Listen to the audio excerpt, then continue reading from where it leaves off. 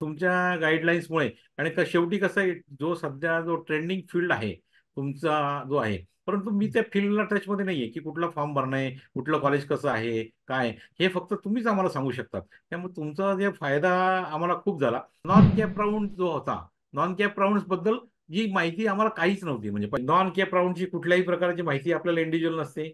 त्या सडन रात्री 11 वाजता त्या वेबसाईटवर डिक्लेअर करतात किती सीट आहेत, काय आहेत. त्यामुळे आपण आपल्या ग्रुपमध्ये कल्पेश सरांकडनं प्रत्येक कॉलेजेसचे नॉन कॅप राऊंड त्याचे फॉर्म भरणे हा एक आणखी फार मोठा द्राविडी प्राणायाम होता. नॉन कॅप राऊंड अटेंड करणे हा तर त्याच्याहून जास्त कठीण. पण ते फॉर्म भरणे, त्याची मुदत केव्हा येते, केव्हा जाते, ते गुगल शीट प्रत्येक वेळा, ते नॉन कॅप राऊंड प्लस मॅनेजमेंटचे स्टुडंटची शीट, अशा प्रकारचं. म्हणून माझं पॅरेंट्सला एक विनंती राहील की आपण काउन्सिलिंग जॉईन करावं. Good evening sir, thank you so much तुम्ही जॉईन झालात आमच्या फीडबॅक कॉलसाठी. आणि आजचा आपल्या कॉलचा ऑब्जेक्टिव्ह हा आहे की तुमचा जो एक्सपिरियन्स होता शूइंग स्टार सोबतचा आणि नॉर्मल ऍडमिशन प्रोसेसचा, त्याच्याबद्दल आम्हाला अधिक माहिती पाहिजे, जाणून घ्यायचं आहे तुमच्याकडनं की कसे ते दिवस होते, 3 महिने तुम्हाला काय काय एक्सपिरियन्सेस आले वेगळे वेगळे. मी येस. अजय बी चौधरी, मी नाशिक इथे राहतो. आणि माझा मुलगा होता गेल्या वर्षी 12वीला, समरेश अजय चौधरी.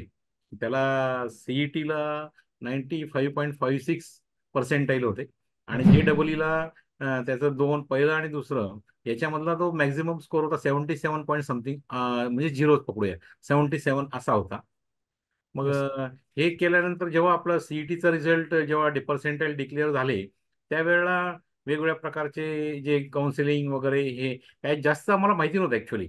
म्हणजे जर हे याचा याचं जे हे आहे आउटपुट, मी सगळ्यात शेवटी वेगळं सांगेनच तुम्हाला परत, म्हणजे माझ्या वेगळ्या लँग्वेजमध्ये.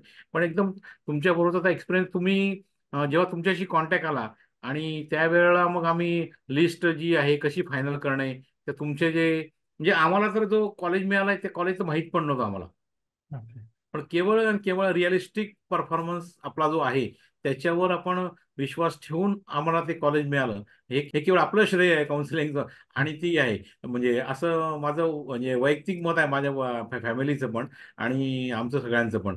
कारण हे आम्हाला काही जास्त माहिती पण नव्हतं. पण तुमच्या गाईडलाईन्समुळे, आणि शेवटी कसं आहे, जो ट्रेंडिंग फील्ड आहे तुमचा जो आहे, परंतु मी त्या फील्डला टचमध्ये नाहीये की कुठला फॉर्म भरणं आहे, कुठलं कॉलेज कसं आहे, काय, हे फक्त तुम्हीच आम्हाला सांगू शकतात. त्यामुळे तुमचा जे फायदा आम्हाला खूप झाला. तर मी जर सांगेल, सीईटीचा जेव्हा आम्ही पहिला राऊंड भरला कॅपचा, त्यावेळेला आपण दिलेल्या ऑप्शन्स प्रमाणे आम्हाला पहिल्या राऊंडला MIT आळंदी मिळालं होतं. ओके. आणि नंतर मग दुसऱ्या राऊंडला परत MIT आळंदी कॉन्स्टंट राहिलं. ओके. वेगळी ब्रँच होती त्यावेळेला, इलेक्ट्रॉनिक्स अँड कॉम्प्युटर. पहिल्या राऊंडला MIT आळंदी मिळालं, इलेक्ट्रॉनिक्स अँड कॉम्प्युटर सायन्स अशी ब्रँच मिळाली होती ती.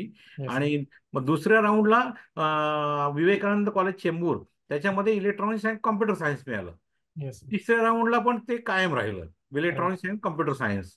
राईट. याच्यात कॅप राऊंडला कॅप 3. आम्ही ते दुसऱ्या राऊंडला, दुसऱ्या कॅप राऊंडलाच आम्ही ते ECS ची ऍडमिशन घेऊन टाकली होती, जी आहे त्यांची रिक्विजिट फी भरली आणि ती घेऊन टाकली. म्हणजे आपल्या हातामध्ये असावं, आपण जे आम्हाला सांगितलं होतं की जे आपल्याला पाहिजे आहे प्रेफरन्स, त्याच्यातलं एक जरी कॉलेज मिळालं तरी तुम्ही ती घ्या आणि ऍडमिशन करा. म्हणजे एक आपलं कॉलेज हातात राहतं. आणि then will try for the non त्याच्यापेक्षा कॅप राऊंड. चांगले उच्च कॉलेजेस आपण प्रयत्न करूया. राईट. त्याप्रमाणे आपण म्हणजे विवेकानंद कॉलेजला आपण इलेक्ट्रॉनिक्स अँड कम्प्युटर सायन्स घेतलं. आणि त्याच्यानंतर तिसऱ्या राऊंडला पण ते इलेक्ट्रॉनिक्स अँड कम्प्युटर सायन्स तेच राहिलं आमचं. ओके. मग त्याच्यानंतर मग ते झाल्यानंतर मग नॉन कॅप राऊंड जो होता, नॉन कॅप राऊंड बद्दल जी माहिती आम्हाला काहीच नव्हती. म्हणजे की नॉन कॅप राऊंडच्या वेळेला केवळ आणि केवळ फक्त तुमची जी माहिती असते, त्यावेळेला आपल्याला पॅरेंट्सला काही कळत नाही की उद्या नॉन कॅप राऊंड आहे, आज संध्याकाळी ती लिस्ट डिक्लेअर होते, त्याप्रमाणे आहे एक मुद्दा. दुसरा मुद्दा, माझी तर रिक्वेस्ट राहील की कल्पेश सरांनी सांगितल्यामुळे आम्ही कमीत कमी त्यावेळेला, फायनान्शियल पोझिशन प्रत्येकाची वेगवेगळी असते, सगळ्यांना माहिती आहे. फिरून फारून सगळं पैशावर गणित येतं. तर तुम्ही सांगितल्याप्रमाणे आम्ही आमच्या बँकेमध्ये कमीत कमी तेवढे 3 लाख रुपये किंवा 3.5 लाख रुपये आम्ही ऑलरेडी त्याची प्रोव्हिजन करून ठेवली होती. म्हणजे राईट. आपल्याला जे डीडी वगैरे काढावे लागतात नॉन कॅप राऊंडचे, ते पण केवळ आणि केवळ आपल्यामुळेच झाले ते शक्य. कारण आम्ही जवळ ऐन वेळा जर आम्हाला माहिती नसतं तर हे शक्य झालं नसतं. हा एक मुद्दा. आणि त्यामुळे नॉन कॅप राऊंडचं जेव्हा आम्ही गेलो, तर त्यावेळेला मला आणखी दुसरी गोष्ट सांगायची आपली, की आपण त्यावेळेला आम्हाला कॅप राऊंडच्या वेळेला सांगितलं होतं की you should be very ready ready with your friends and relative, की त्यावेळेला एकाच वेळेला सगळं म्हणजे PICTचा राऊंड असतो, VITचा राऊंड असतो, DJ संघवीचा असतो, व्हेसिटचा होता, SPIT अंधेरीचा होता. मग त्यामुळे ह्या आपण सांगितल्यामुळे मी एक माझा जवळचा मित्र ज्याच्याकडे DD आणि सगळे अथॉरिटी वगैरे सगळं देऊन ठेवलं होतं. माझी स्वतःची मिसेस पुण्यामध्ये PICT आणि VITच्या नॉन कॅपसाठी अटेंड झाली. मी आणि माझा मुलगा विवेकानंदला अटेंड व्हायचो आणि त्याच वेळेला DJ संघवी ला मी जायचो समजा. म्हणजे कोइन्सिडेंट झाला समजा, कोइन्सिडेंट व्हायला लागला टाइम टेबल, तर व्हिजिटला अटेंड करायचा आणि मी DJ संघवीला जायचो. तर असं हे सगळं फक्त आणि फक्त कल्पेश सरांमुळे शक्य झालंय. एकदा तर मला असं आठवतंय की रात्री DJ संघवीवरनं मी 11:30 वाजता फोन केला होता तुम्हाला, की सर आम्ही लाईनमध्ये आहे आणि ती कुठली IoT ब्रँच आहे, ती घ्यायची की नाही घ्यायची. हा एक मुद्दा. त्यावर IoTचं आपल्याला काही माहिती नव्हतं आणि IoT आम्हाला मिळेल असं वाटलं आणि त्या मोमेंटला समरेशच्या अगोदरच एक मुलगा अगोदर ते IoT संपलं आणि आम्हाला ते DJ संघवी राहिलं. ती पण एक खंत मनात आहे थोडीशी, की DJ संघवी आणखी मिळालं असतं तर बरं झालं असतं. पण ठीक आहे. पण समरेश हे आणि पहिल्या कॅप राऊंडच्या वेळेला सुरुवातीला जेव्हा आपलं पहिलं डिस्कशन जेव्हा झालं त्यावेळेला आपण आम्हाला क्लिअर कट सांगितलं होतं की समरेशचा जो स्कोर आहे 95.56, म्हणजे तो धड लो मध्ये पण मोडत नाही आणि तो धड हाय मध्ये पण मोडत नाही. Just it is a border case. आणि त्या बॉर्डर केससाठी सुटेबल असलेलं जे कॉलेज आहे आणि ब्रँच, जर कॉम्प्युटर IT साठी आपण जायचं ठरवलं तर हे कॉलेज आपण तेव्हा आम्हाला सांगितलं होतं. त्यावेळेला आमच्या मनाची ती तयारी नव्हती, की आम्हाला असंच वाटायचं की आपल्याला याच्यापेक्षा आणखी चांगलं कॉलेज मिळावं, म्हणजे पुण्यातलं मिळावं किंवा ते. कारण साधारण सगळ्यांचा एक मोठो एक असा असतो की सगळ्यांना पुण्याचेच कॉलेजेस हवे असतात. तेव्हा मुंबई हा कोणी विचार करत नाही. पण ज्या वेळेला मला अजूनही आठवतं पहिली झूम मिटिंग जेव्हा आपली झाली, त्या मिटिंगमध्ये तुम्ही मला काहीतरी वेगळा शब्द वापरला होता. सर तुम्ही रिअलिस्टिक म्हणजे विचार करून ठेवा की हा कॉलेज तुम्हाला मिळणार आणि या स्कोअरला हाच कॉलेज राहील असं, म्हणजे तुम्ही रिअलिस्टिक हे लक्षात ठेवा. याच्यापेक्षा वेगळं तुम्ही PICT म्हणणार किंवा VIT हा विचार करू शकत नाही आणि जर त्याच्यात आपलं जर नशीब असेल तर ते मिळेल असं आपलं त्यावेळेला शब्द होते. पण त्यावेळेला PICTला मला ENTC मिळालं होतं. पण स्टुडंटची तयारी नसल्यामुळे त्याला कॉम्प्युटर किंवा IT हवं होतं. त्यामुळे आपल्याला ते व्हेसिट आपण फायनल केलं होतं. पण मला विनंती करायची आहे लोकांना की तुम्ही नॉन कॅप राऊंडची कुठल्याही प्रकारची माहिती आपल्याला इंडिव्हिज्युअल नसते. त्या सडन रात्री 11 वाजता त्या वेबसाईटवर डिक्लेअर करता किती सीट आहेत काय आहेत. त्यामुळे आपण आपल्या ग्रुपमध्ये कल्पेश सरांकडनं प्रत्येक कॉलेजेसचे नॉन कॅप राऊंड त्याचे फॉर्म भरणे हा एक आणखी फार मोठा द्राविडी प्राणायाम होता. नॉन कॅप राऊंड अटेंड करणे हा तर त्याच्याहून जास्त कठीण. पण ते फॉर्म भरणे, त्याची मुदत केव्हा येते केव्हा जाते, ते गुगल शीट प्रत्येक वेळा, ते नॉन कॅप राऊंड प्लस मॅनेजमेंटचे स्टुडंटचे शीट, अशा प्रकारचं. म्हणून माझं पॅरेंट्सला एक विनंती राहील की आपण काउन्सिलिंग जॉईन करावं. Thank you so much sir. आणि तुम्हाला भरपूर डिटेलमध्ये प्रोसेस आठवते सुद्धा, हा. म्हणजे इतके आता ऑलमोस्ट 10 महिने झाल्यावरही तुम्हाला इतके डिटेलमध्ये आठवते.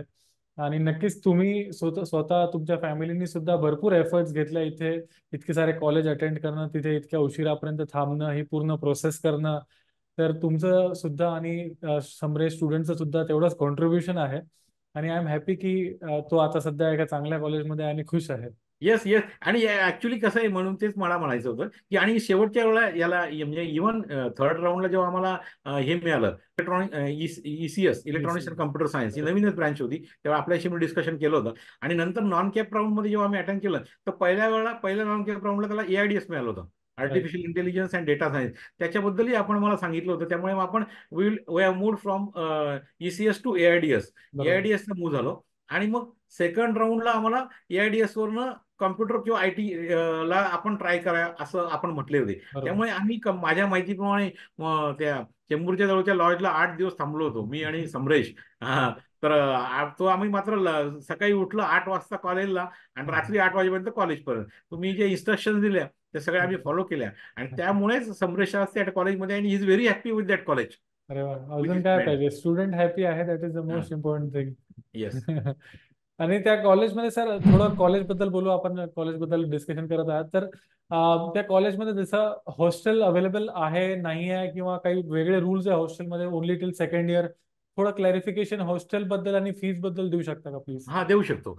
ऍक्च्युली म्हणजे विवेकानंद कॉलेज जेव्हा आम्हाला मिळालं त्यावेळेला आम्हाला सांगण्यात आलं होतं की मुंबईला ते पहिल्या 2च वर्ष फक्त ते हॉस्टेल आहे, फर्स्ट इयर आणि right. Second year. Second year. आणि ते पण फक्त लिमिटेड राईट. याच्यासाठी आहे, लिमिटेड मुलांसाठी आहे. Yes sir. परंतु आम्ही प्रत्यक्षात तिथे गेलो. आता याच्यात आमच्याकडनं अशी एक चूक झाली होती त्यावेळेला की आम्ही ऍडमिशन घेतलं. ऍडमिशन घेतल्यानंतर आम्ही हॉस्टेलचा फॉर्म पण भरला. हॉस्टेलचा फॉर्म भरल्यानंतर आम्ही जरा अगदी त्यावेळेला मी आणि समरेश असेल तर त्यावेळेला अगदी थकून बागून 8व्या 9व्या दिवशी जेव्हा घरी आलो तर आम्ही एकदम खुशीत होतो की नाही ठीक आहे, कॉलेज चांगलं मिळालं, या कॉलेजला कॅम्पस इंटरव्ह्यू चांगले होतात आणि आपल्याला काउन्सिलिंग प्रमाणे सगळं व्यवस्थित मिळालं. कल्पेश सरांनी पण मला सांगितलं त्याप्रमाणे सगळं झालं. आणि आम्ही घरी आल्यानंतर 2 दिवस आहे ना, समरेशने is not check is mail. Okay. Okay. त्या वेळेला हॉस्टेलचा मेल आलेला होता की आम्हाला व्हॅकन्सीज उपलब्ध आहेत, यू कॅन टेक अच्छा. इट असं. पण ते समरेशने बघितलं नाही. पण ठीक आहे, त्यावेळेला काहीतरी 3 सीटेड आणि 5 सीटेड रूम्स होत्या. ओके. तर त्यामुळे आम्ही तिथे गेलो त्यावेळेला आम्ही ते म्हटले की ठीक आहे, एक रूम शिल्लक आहे. पण तसं हॉस्टेल पण ते चांगलं आहे सर, तसं काही प्रॉब्लेम नाही, कॅम्पसमध्येच आहे. हॉस्टेल चांगलं आहे, हॉस्टेलची मेस पण चांगली आहे. Hello Samresh, good evening. Good evening. Activities वगैरे काही झाल्या, तू कशात पार्टिसिपेट केलं वगैरे? होतात, मी आता मध्ये याच्यात केलं होतं स्पोर्ट्स मध्ये थोडं, आणि म्हणजे गेम्स. हा गेमिंगचं एक होतं त्याच्यात ओके. जिंकलो पण होतो. ओके. समरेश, जसं सर म्हणाले तुम्ही नाशिकचे आहात आणि तुम्ही मुंबईमध्ये आता विवेकानंदमध्ये आहे. इनिशियली काही चॅलेंजेस फेस करावे लागले सेटलमेंट म्हणजे सेटल होण्यासाठी वगैरे, असं काही? नाही सर, एकदा ते झालं रुटीन लागल्यावर काही नाही. जस्ट पहिला एक हफ्ता वगैरे थोडा हा तुम्हाला मे बी ऑड वाटला असेल. हा नंतर बाकीचे तुमचे फ्रेंड्स मे बी नाशिकचे पुण्यात आहे किंवा जसं तुम्ही मुंबईत आहे, तर काही डिफरन्स वगैरे काही असा जाणवला का तुम्हाला ओव्हरऑल, नॉट जस्ट कॉलेजच्या बद्दल बट एक जे सिटीमुळे जे काही बेनिफिट येत असणार अलॉंग विथ दॅट, तर तसं काही? सर तो मुंबईत थोडं तर आता एक्सपिरियन्स चांगलाच आहे. म्हणजे चालू राहतं इव्हेंट्स वगैरे, तर म्हणजे थोडं हे वाढतं एक्सपोजर. एक्सपोजर वगैरे. राईट. जसं आता तुम्ही सुद्धा जेव्हा म्हणजे आय थिंक फक्त सेकंड इयर किंवा सेकंड इयरच होता जेव्हा AIDS ब्रांच वगैरे आली होती, तर आता जे एक्झिस्टिंग स्टुडंट्स आहे, जे सिनियर्स आहे किंवा फॅकल्टीज आहे, त्यांचं काय ओपिनियन आहे ह्या ब्रांचेस बद्दल? मी तर अजून सर IT लागले आज. बाकी समरेश, तुला काही एक्सपिरियन्स शेअर करायचा असेल मे बी आमच्यासोबत इंटरॅक्शन किंवा इंजिनिअरिंग ब्रांच सिलेक्शन जे आपले सेमिनार्स होते, त्याचं काही बेनिफिट किंवा ऍपचा काही बेनिफिट ओव्हरऑल, सपोज तुला काही सांगायचं सर असेल? मग मी ऍप वरूनच तुम्हाला हे केलं होतं पहिल्यांदा, जेव्हा युट्यूबवर मम्मीने ओके. पाहिलं होतं माझ्या, म्हणजे कळालं तुमच्याबद्दल. मग सबस्क्रिप्शन घेतल्यानंतर मग ते म्हणजे ब्रांचेसचं मेन होतं की मी एंड मध्ये DJ सांगवीत EXTC घ्यायलाही तयार झालो होतो. मग तुमच्याशी थोडं हे झालं, मग नाही घेतलं ते. ज्यांची मुलं आता 12वीला आहेत आणि जे असे बॉर्डरला असतील म्हणजे असे IIT वर नाही पण 95 ते 97 मध्ये बरे, त्यांनी तर माझं तर म्हणणं असं आहे की त्यांनी मुंबई प्रिफर करावं. आणि मुंबईमध्ये जे एक्सपोजर मुलांना मिळतं, फास्ट माणूस होतो राईट. आणि जे एक्सपोजर मिळतं ना ते इतर ठिकाणी मिळत नाही. कारण पुण्यामधला पण आता क्राऊड आहे ना, खूप महाराष्ट्रातला सगळा क्राऊड यायला लागला परभणीकडनं आणि लातूर उस्मानाबादकडचं क्राऊड. तर तो थोडंसं त्यावेळेला काही वेळेला ते थोडंसं लोक हे होतात की संगत कशी आहे ती आपल्याला कळत नाही. तर बरेचसे लोक एक्झॅक्टली सर, खूपच एकदम मेन पॉइंट इथे तुम्ही सांगितलं सर, की बरेच लोक मुंबईला ऑलटुगेदर इग्नोर करतात. इग्नोर बट करतात. मी सगळ्यांना आधीपासून तेच सांगत आलोय की तुम्ही मुंबईचा अदर दॅन होम युनिव्हर्सिटीचा कट ऑफ चेक करा आणि तुम्ही पुण्याचा अदर दॅन होम युनिव्हर्सिटीचा कट ऑफ चेक करा. मुंबईमध्ये सिग्निफिकंट ऍडव्हान्टेज आहे, कारण की अदर दॅन होम युनिव्हर्सिटीचे लोक येत नाही आहे तिकडे. आणि मुंबईमध्ये ह्या ज्या बाकीच्या ज्या ऍडमिशन प्रोसेस आहे नॉन कॅपच्या, त्या 100% एथिकल पण आहे. हो आणि टॉकिंग अबाउट विवेकानंद, तर त्याचं लोकेशनल ऍडव्हान्टेज पण खूप चांगलं आहे, म्हणजे हो. चेंबूर एरिया आहे. हम्म. तर आणि विथ हॉस्टेल आहे आणि आय थिंक फीज त्याची DJ सांगवीच्या हाफ पण असणार.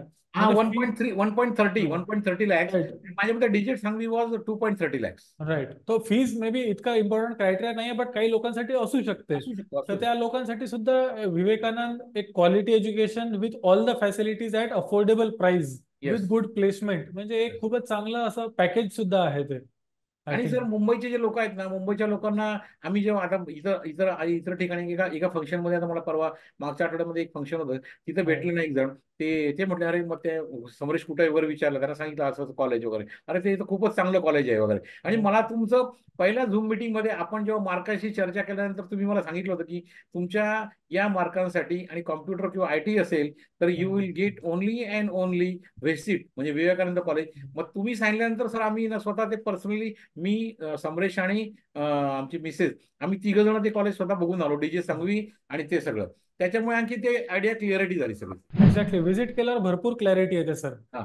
भरपूर माहिती पडते लोकेशन कशी आहे, किंवा तुम्ही इंटरॅक्ट करू शकता एक्झिस्टिंग स्टुडंट सोबत, फॅकल्टी सोबत, आणि जास्ती क्लॅरिटी येते. Yes sir. बट तेच प्रॉब्लेम आहे की आपण म्हणजे सगळे व्हिजिट नाही करतात. सपोज एखादं माहिती आहे की 2-3 ऑप्शन पैकी एक लागत आहे, ते व्हिजिट करणं सेन्सिबल आहे. बट आपण 10-20 कॉलेज व्हिजिट नाही करू शकत. आमची एक चूक अशी झाली सर, की तुम्ही आम्हाला सांगितलं होतं ऍक्च्युली की थोडामॉलचं जे कॉलेज आहे हा, तुमच्या प्रेफरन्स लिस्टमुळे तुम्ही थोडामॉल टाकलेलं होतं. म्हणजे right. It was between Vivekanand and DJ Sanghvi. Vivekanand and DJ Sanghvi किंवा विवेकानंदच्या वरती होतं थोडामॉल असं म्हणा तुम्ही.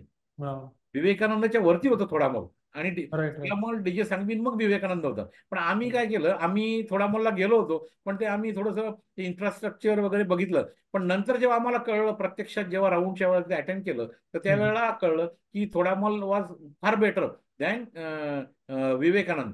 म्हणजे तिथं थोडामॉल ती एक आमची चूक झाली. तर माझं म्हणणं एवढंच आहे की जे काउन्सिलर सांगेल ते तुम्ही ऐका. म्हणजे आपले स्वतःचे परसेप्शन ठेवू नका, असं माझं सगळ्यांना विनंती राहील पालकांना.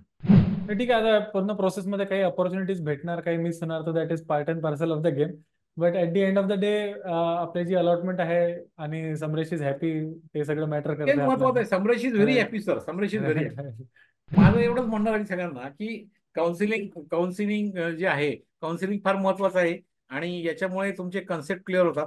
आणि जी माहिती नसते, आता मी स्वतः एमटेक एन्व्हायरमेंटल असून बीजेटीआयचं असून मला म्हणजे जवळजवळ याच्यातल्या 80% गोष्टी काहीच माहिती नव्हत्या. Non right. कॅप राऊंड त्याचे कुठले काय असतात, फर्स्ट कम फर्स्ट असं. आणि तुम्ही जे आम्हाला सांगितलं होतं सर की पैसे ठेवा, कदाचित आम्ही पैसे आमच्याकडे असून सुद्धा आम्ही बँकेत ठेवू शकलो म्हणजे व्हाईट बरोबर. मनी जी आपण त्यावेळेला 3 लाख रुपये लागतात आपल्याला, 3-3.5 लाख रुपये, ते म्हणजे रेग्युलर एका ठिकाणी ऍडमिशन घेतली त्याचे 1.5 लाख रुपये.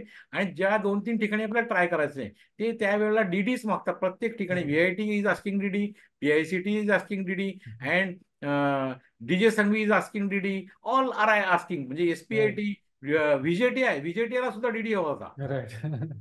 येस. तर माझं एवढंच म्हणणार आहे सगळ्यांना म्हणजे आपल्या वतीने की आपण जेव्हा व्हिडिओ हा दाखवणार की येस. कल्पेश सर सांगतील त्याप्रमाणे तुम्ही करा. आणि त्याचा आम्हाला एक म्हणजे खूपच फायदा झाला असं आम्ही सांगू शकू. म्हणजे की याच्यामुळेच समरेशला व्हिजिट मिळालं. तर आम्हाला काही माहिती नसतं आणि Samresh is very happy today. Thank you so much sir, thank you for your kind words. आणि आम्ही नक्कीच असंच काम पुढे सुद्धा करू, बऱ्याच लोकांना सुद्धा हेल्प करू.